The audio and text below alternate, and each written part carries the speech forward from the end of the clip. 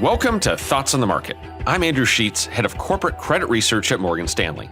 Along with my colleagues bringing you a variety of perspectives, today I'll be talking about why the same factors can have different outcomes for interest rates and credit spreads.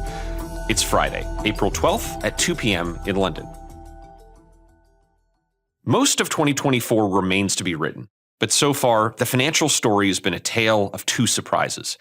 First, the U.S. economy continues to be much stronger and hotter than expected, with growth and job creation exceeding initial estimates.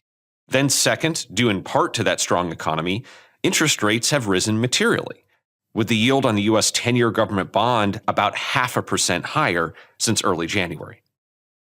More specifically, market attention over the last week has refocused on whether these higher interest rates are a problem for other markets.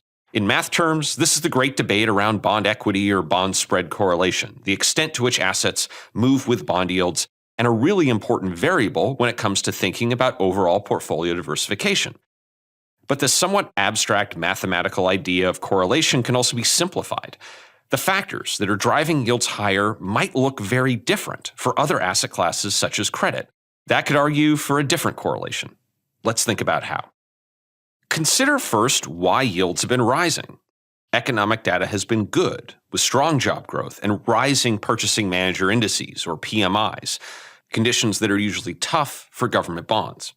Supply has been heavy, with the issuance of treasuries up substantially relative to last year.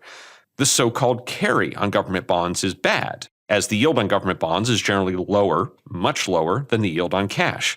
And the time of year is unhelpful. Since 1990, April has been the worst month of the year for government bonds. But take all those same things through the eyes of a different asset class, such as credit, and they look, well, different. Good economic data should be good for credit. Historically, low but rising PMIs, as we've been seeing recently, is the most credit-friendly regime. Corporate bond supply hasn't risen nearly as much as the supply for government bonds. The carry for credit is positive thanks to still steep credit curves. And the time of year looks very different. Over that same period since 1990, April has been the best month of the year for corporate credit, as well as broader stock markets. Government bonds are currently being buffeted by multiple headwinds: hot economic data, heavy supply, poor yields relative to cash, and unhelpful seasonality. The good news? Well, Morgan Stanley's interest rate strategists expect these headwinds to be temporary and still forecast lower yields by year-end. But for other asset classes, including credit, it's also important to note that that same data, supply, carry, and seasonality debate fundamentally look very different in other asset classes. We think that means that credit spreads can stay at historically tight levels in April and beyond, even as government bond yields have risen. Thanks for listening. Subscribe to Thoughts on the Market on Apple Podcasts or wherever you listen, and leave us a review. We'd love to hear from you. The preceding content is informational only and based on information available when created. It is not an offer or solicitation, nor is it tax or legal advice.